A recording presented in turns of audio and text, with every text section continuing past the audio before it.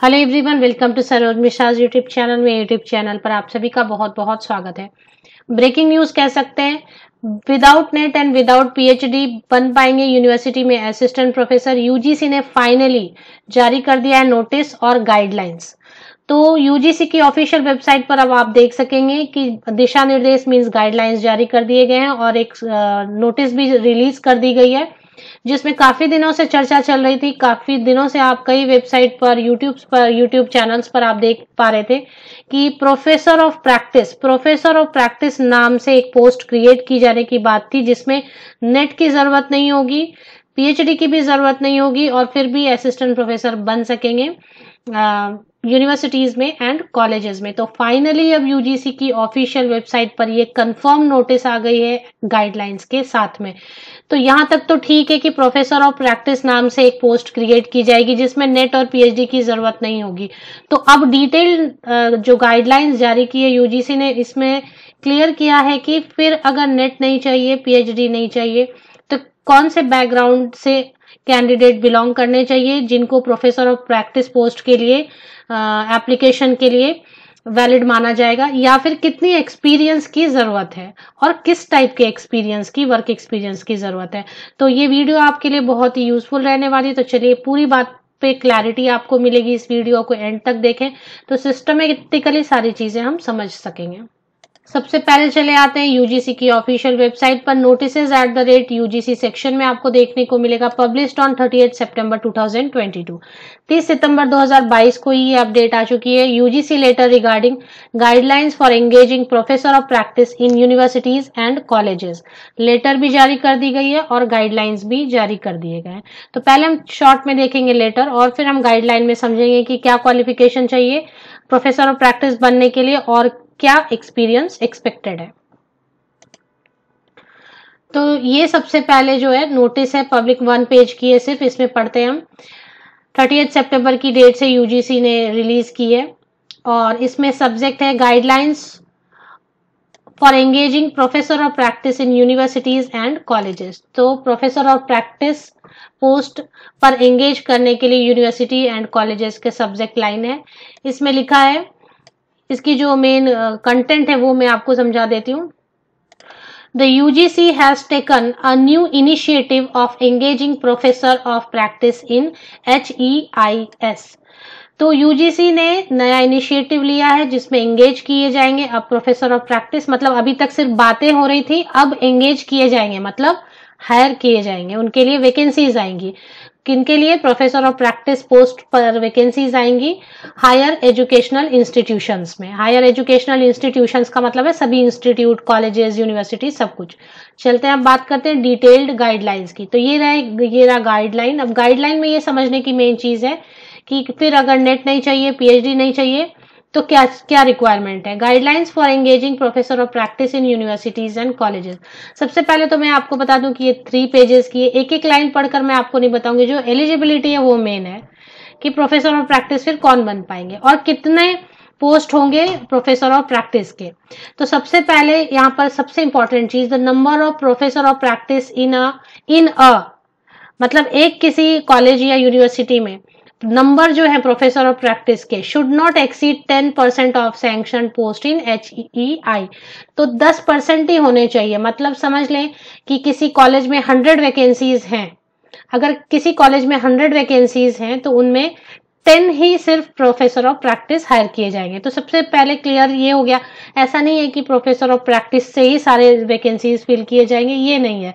कितने फिल किए जाएंगे? तो सपोज 200 अगर वैकेंसीज है किसी कॉलेज या यूनिवर्सिटीज में, तो 200 के 10% जो है सिर्फ प्रोफेसर ऑफ प्रैक्टिस पोस्ट रखे जाएंगे। मतलब 200 में 20 candidate professor of practice post पे रखे जाएंगे। तो ये क्लियर हो गया। अब बात कर लेते हैं कि क्या क्वालिफिकेशन एलिजिबिलिटी है। एक्सपर्ट्स होने चाहिए। एक्सपर्ट्स किस फील्ड में? लगभग सभी फील्ड है, चाहे कोई भी फील्ड हो, engineering, science, technology, entrepreneurship means MBA वगैरह, कॉमर्स, सोशल साइंस में सारे सब्जेक्ट कवर हो गए। सोशल साइंस तो सभी सब्जेक्ट्स का, बहुत सारे सब्जेक्ट का कलेक्शन हो गया। Media, literature, fine art, civil services, armed forces, legal profession. मतलब अगर आप सिविल सर्विसेज में भी और अब आप स्विच करना चाहते तो ठीक है। Community development, Panchayati Raj, rural development, watershed development, water harvesting, organic farming, small green energy system, municipal planning, community participation, gender budgeting planning. तो ये सारे फील्ड में कहीं भी आप काम कर रहे हैं, एक्सपर्ट हैं आप।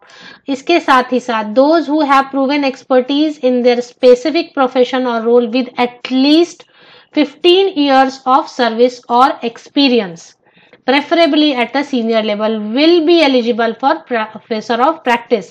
तो अब यहाँ पर जो कैंडिडेट हैं जिनके पास नेट है, पीएचडी है, वो बहुत ज्यादा परेशान थे कि हमारे नेट और पीएचडी का क्या होगा।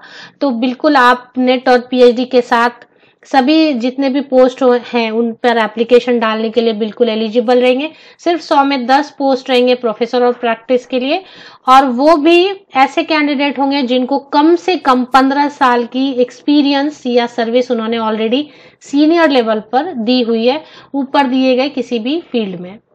तो 15 साल की एक्सपीरियंस है तो ऐसे लोगों को प्रोफेसर ऑफ प्रैक्टिस के तौर पर हायर किया जा सकता है, वो एप्लीकेशन कर सकते हैं।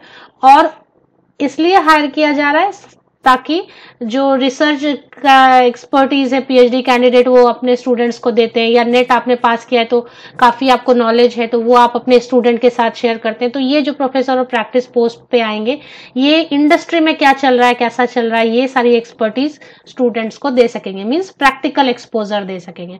तो ये मेन चीज है। इसमें अगर कुछ और भी हाईलाइट रहेंगे तो मैं एक और वीडियो बना दूंगी। आप कुछ और पूछना चाहते हैं इसके रिलेशन में तो आप पूछ सकते हैं। और रेम्यूनरेशन कैसी रहेगी, पार्ट टाइम और full time engagement, consolidated amount mutually agreed between the institution and expert. तो रेम्यूनरेशन में कोई पे स्केल नहीं दी जाएगी। जैसे अभी आप सोच रहे हैं कि 7 पे स्केल चल रहा है तो 15 साल की एक्सपर्टीज है तो उतनी सैलरी दी जाएगी, ऐसा नहीं है। जो कॉलेज इंस्टीट्यूशन डिसाइड करेगी और एक्सपर्ट वो म्यूचुअली मतलब निगोशिएशन पर सैलरी डिसाइड होगी और फिक्स रहेगा, वो कोई टीए डीए ऐसा कुछ नहीं रहेगा, ऑनररी बेस रहेगा। तो इस तरीके से कि प्रोसीजर ऑफ सिलेक्शन क्या रहेगा वो तो खैर जिनको 15 ईयर की एक्सपीरियंस है मिनिमम वो एप्लीकेशन करेंगे, उनके लिए एक पैनल होगी वो सिलेक्ट करेंगे। टेन्योर क्या होगा, कितने वक्त के लिए रखा जाएगा, तो the engagement may be initially for up to 1 year, at the end of initial engagement और subsequent extension HEI will make an assessment and take the decision about extension। तो मतलब परमानेंट भी नहीं होगी, एक तरीके से आप समझ लें कि ये सोशल सर्विस टाइप का हो जाएगा। या आप स्विच करने का सोच रहे हैं तो आप 1 साल के लिए पढ़ाएंगे, फिर वो इवेल्युएट करेंगे कि आप वाकई में मतलब अच्छी सर्विस दे पा रहे हैं तो फिर उसको एक्सटेंशन मिलेगी, फिर उसको एक्सटेंशन मिलेगी, इस तरीके से, या फिर नहीं भी मिल सकती है। तो होप ये सारी चीजें क्लियर हो गई।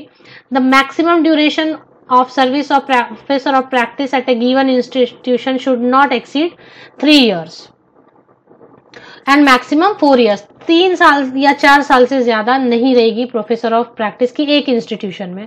तो एक जगह जहां भी हायर किए जाएंगे प्रोफेसर ऑफ प्रैक्टिस वहां पे 3 या 4 साल ही सर्विस मिलेगी। होप मैंने कई सारी चीजों को क्लियर करने की कोशिश की है। अगर कुछ मिस्टेक हो गई होगी तो आप मुझे पॉइंट कर सकते हैं कमेंट सेक्शन में, या अगर मैंने कुछ क्लियर नहीं किया है तो वो भी आप कमेंट सेक्शन में पूछ सकते हैं। मेरे चैनल को सब्सक्राइब ना किया हो तो सब्सक्राइब जरूर कर लें। ऐसी इंपॉर्टेंट अपडेट मैं हमेशा अपने सब्सक्राइबर्स व्यूअर्स के लिए लाती रहती हूँ। ज्यादा से ज्यादा मेरे वीडियोस को शेयर करें, लाइक करें, और जो भी आपकी क्वेरी हो कमेंट जरूर कर सकते हैं। आप सभी को best wishes. Thank you very much.